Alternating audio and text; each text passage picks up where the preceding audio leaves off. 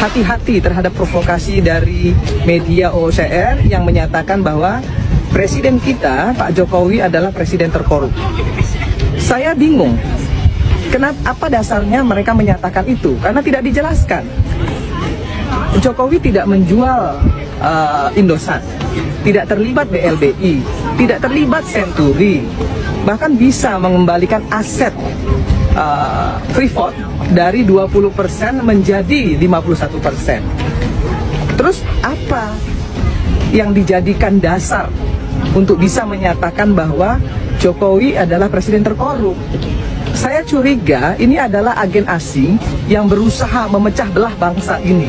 Kenapa? Karena selama ini Presiden Jokowi tidak pernah memberikan kesempatan kepada Amerika untuk merampok bangsa ini. Tidak pernah memberikan kesempatan kepada Amerika untuk menjadi polisi di Indonesia. Nah, itu yang menyebabkan mereka selalu tidak suka kepada Pak Jokowi. Pemirsa, seluruh bangsa Indonesia, saya ingin menyampaikan kepada kita semua, jangan pernah terprovokasi, jangan pernah mau dipecah belah oleh agen-agen asing. Apapun yang dinyatakan oleh mereka, ya, menurut saya itu adalah satu sentimen. Kenapa? Karena selama ini Jokowi nggak pernah memberikan kesempatan kepada Amerika untuk bisa merampas atau merampok negeri ini. Indonesia lebih menyukai bekerja sama dengan Tiongkok. Kenapa? Karena mereka lebih mau, lebih ingin, lebih bisa memberikan technical know-how atau technical assistant, ya, ahli teknologi. Nah, itu yang kemudian membuat Amerika kalang kabut. Ya, tidak ada lagi tempat mereka untuk bisa ya menikmati ya aset bangsa ini untuk memperkaya mereka. Nah, itu yang ingin saya sampaikan kepada publik Indonesia, kepada masyarakat Indonesia. Sekali lagi, tidak ada dasar ya bagi bangsa ini untuk mempercayai media sekelas OOCR itu.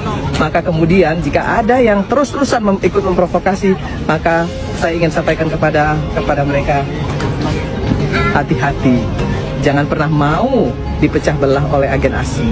Salam keindonesiaan. Jika ada yang memang harus dikritisi, kita akan kritisi. Jika ada yang harus memang kita kawal, ya harus kita kawal. Ya, agar pemerintahan ini berjalan, ya, tidak otoriter, tidak menjadi pemerintah yang tidak berpihak kepada masyarakat. Yuk sama-sama kita kawal. Jangan belum apa-apa sudah kita tuduh, ya. Kita beri kesempatan untuk pemerintah kita bekerja dan kelak kita akan lihat hasilnya. Jika tidak berpolitis, jika tidak berkompeten, maka jangan pilih kembali. Ternyata Irma Suryani ini bukanlah seorang politisi yang cerdas. Irma justru lebih cocok disebut sebagai buzzer Jokowi dan politisi busuk serta dungu. Mari kita lihat faktanya. Pertama, kita dengar pernyataan Irma berikut ini. Presiden kita, Pak Jokowi, adalah presiden terkorup. Padahal faktanya Jokowi bukan presiden lagi, tetapi mantan presiden seperti disebutkan dalam narasi OCCRP, disebut dengan kalimat former President of Indonesia Joko Widodo.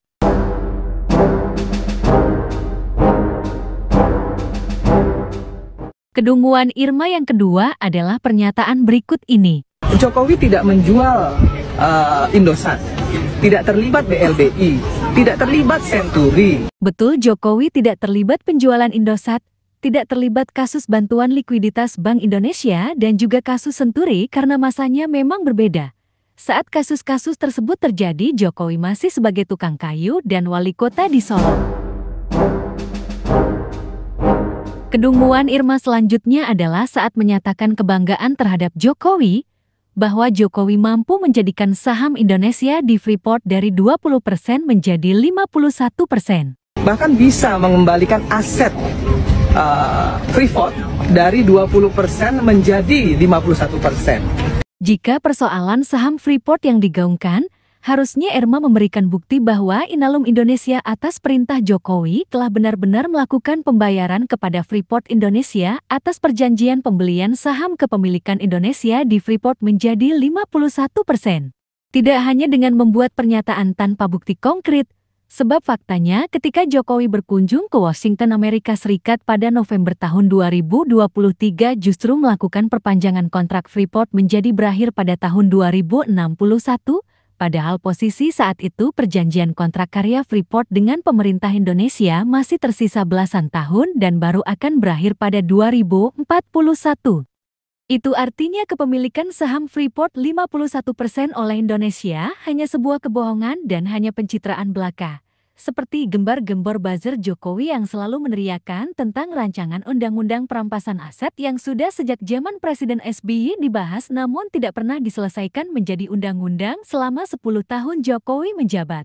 Marilah mulai 2025 ini kita rakyat Indonesia menjadi cerdas, jangan sampai kita dipermainkan oleh narasi-narasi sesat para buzzer Jokowi seperti Irma Suryani ini.